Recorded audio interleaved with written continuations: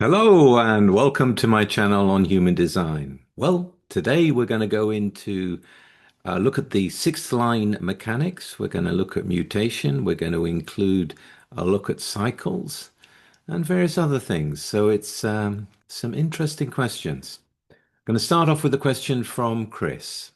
Hi, Richard. I want to ask a ridiculous question about the sixth line on the roof, related to a real life situation, but it will be difficult for me to describe it. So I will use the story of Ra about the sixth line and the fool on the hill, who looks down from on high on the village below and knows everything that is happening from an objective point of view. Stay aloof and does not get involved.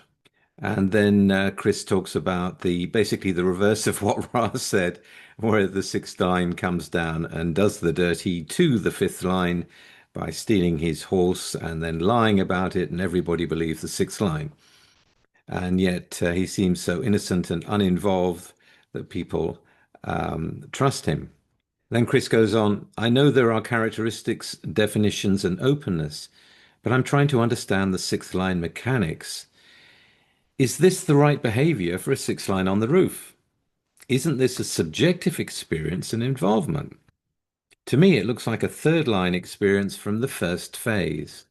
What I can't understand is that even in the not self, the sixth line on the roof is protected by its mechanics. How can it be protected on the roof and still go through subjective experiences? Isn't this contradictory? Going back to the story, the sixth line looks trustworthy, and the hunter, the five, seems like they're trying to rock the boat and has difficulty proving he is telling the truth. So the sixth line can do all sorts of things and get away with it until the moment it gets off the roof. What is the right action? Okay, Chris, so I get that you're really pissed off with this sixth line, whoever they may be. I don't have enough details to go into the specifics. I would ask, first of all, are they a 6-3 or a 3-6?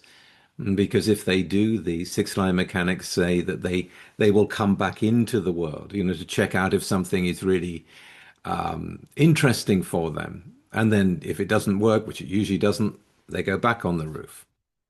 First question, is this a 6-3 or a 3-6? If so, it could well be within the normal mechanics of the six line process. But let's assume that it's not. And let's assume that you're the fifth line and you're being blamed, and the person who's blaming you, or the people that are blaming you, are behind the trustworthy sixth line. What is the right action? Is this sixth line being protected, and why? So the first thing I'd say to you is the sixth line process is a long maturing process. I have known six lines in the middle stage, in the Saturn return, in the world, doing all kinds of things that I don't agree with, like stripping companies of their assets and making as much profit as possible and firing all the staff and destroying some really wonderful businesses. So I've seen that. And I've seen how they're being backed by the money guys who know they're going to make a profit because this guy is ruthless. But at the same time, this was a 4-6. He doesn't really have any friends. All the people that work with him think he's a complete bastard, which from the surface he certainly seems to be. So there is this, there is always some kind of balance involved.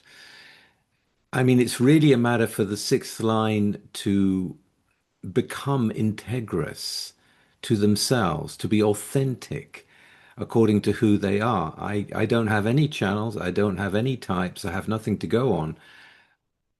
I can't tell you if this is part of a process of this sixth line. All I can say to you is what I see is that you're really pissed off with them and you're being blamed and you're the fifth line. So it's really a question of what you do about it. If you're calling them a liar and proclaiming that, you've been hard done by and everyone's believing them, then think about what else this could be. This could be the opportunity for the black sheep to leave the country, to go to somewhere else. Sometimes things happen in such a way that, we have to move on. So maybe it is becoming like that for you, What is your right action? There is no point in on a generalization like this of me trying to say this sixth line is operating incorrectly and you can go there. You see, you're an incorrect not self bastard. I mean, I don't know the story. Um, you know, and they know. So whatever the other people believe, you know, and they know. And at some point, I've seen fifth lines go away and then come back again as the savior. I've seen them being recognized for the truth that they say and the way that they can be in the world in a very positive way when you couldn't possibly imagine it in their early life. And for the sixth line, they have to go through their process of disengaging from the world and from what they usually encounter in the first 30 years. And the first 30 years is hard. So, yes, we have our mechanics, but we also have our conditioning. We also have our nurturing. I don't know how this sixth line was brought up. Maybe they're holding a grudge, and maybe they're holding a grudge against you if you are the fifth line. And you said something to them, maybe that was true, but it hit them hard and they've determined to get you back one way or another. It's kind of playground antics in a adult world. So how you deal with it, I think, is the real question. For that sixth line, we don't know where they're headed. We don't know their process. What is going on now with you and them may be something that gets them to reflect later on when you have left, if you leave. And it may change their whole life in another way, in a way the winner, the one who won, can be full of guilt, can be full of remorse, can be really thinking about themselves and what they've done. We don't know if there's a path of redemption in this. We don't know how it will change them when they come off the roof.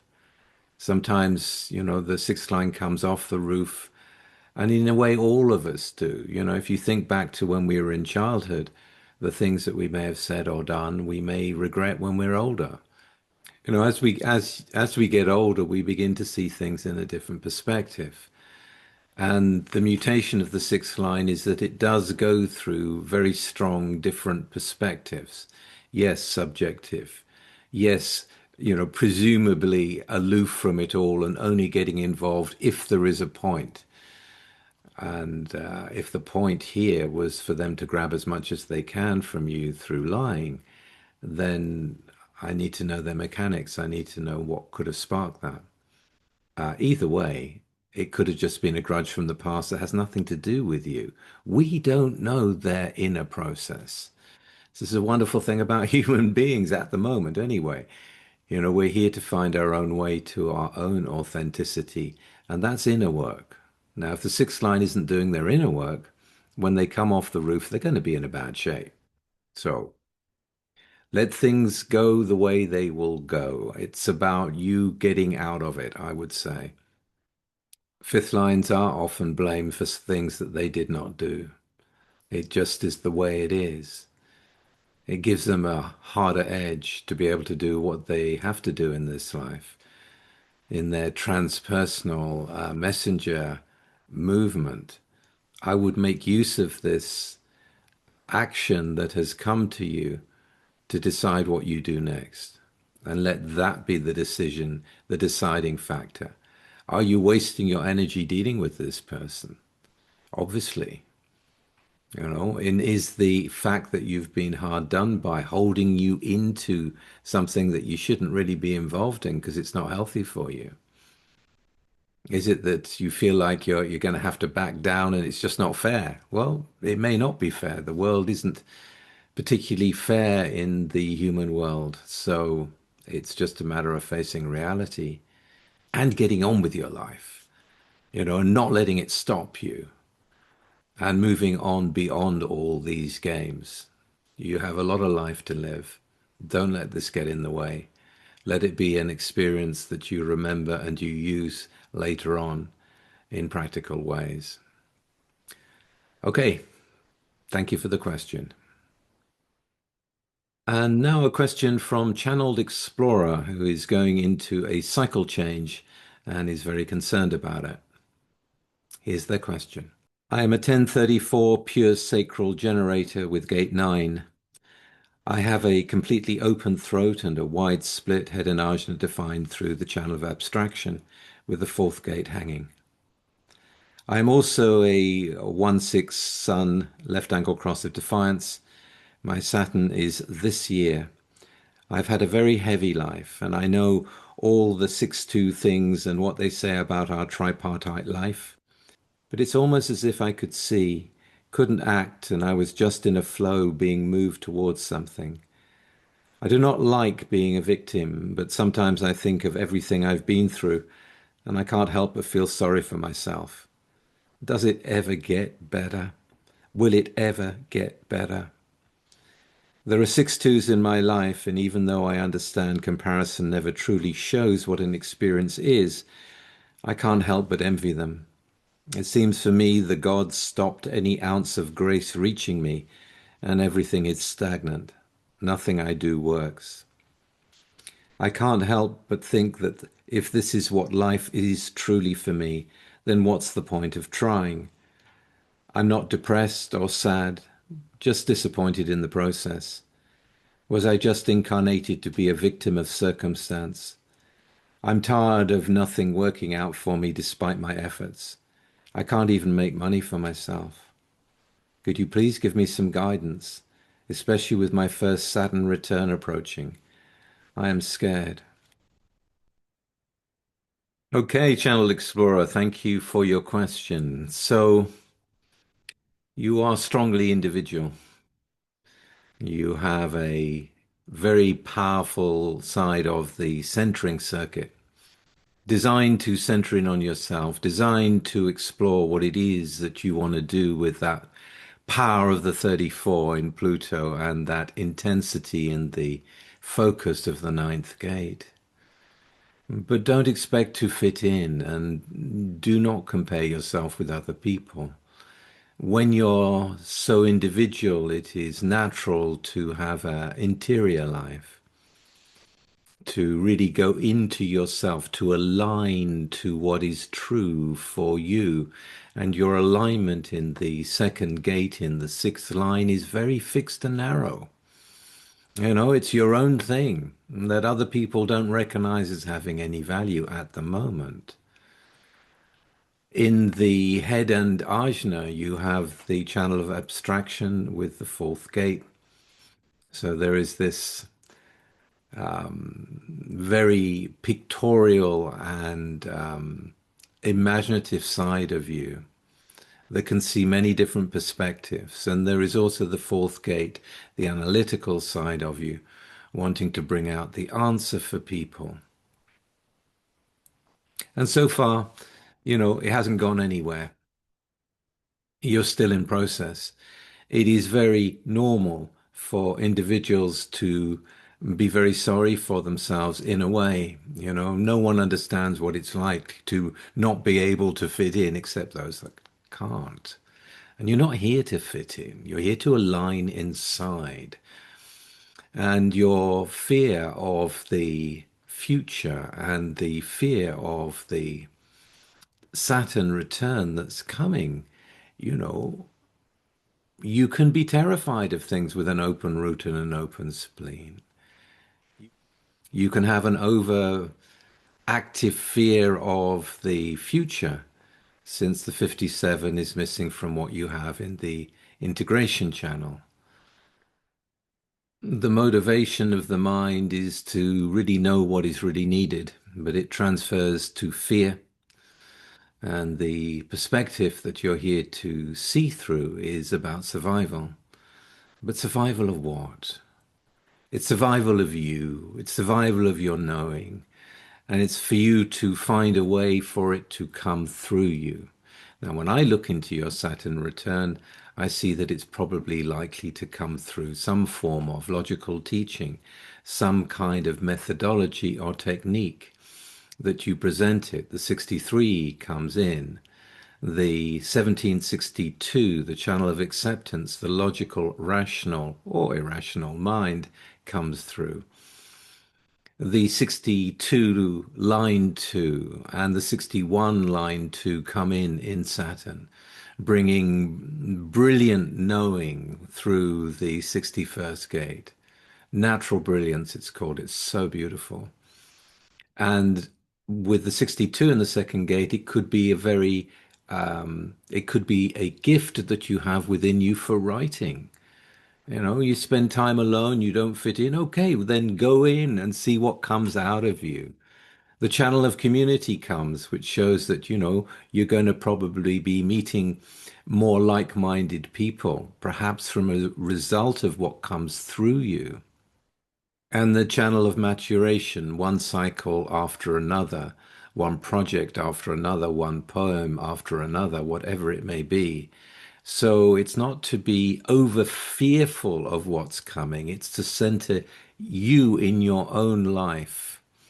And that's the point.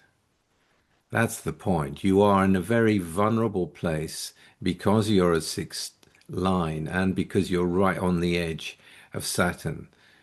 So hang on is my guidance. Hang on. It's not over yet. It hasn't even really begun.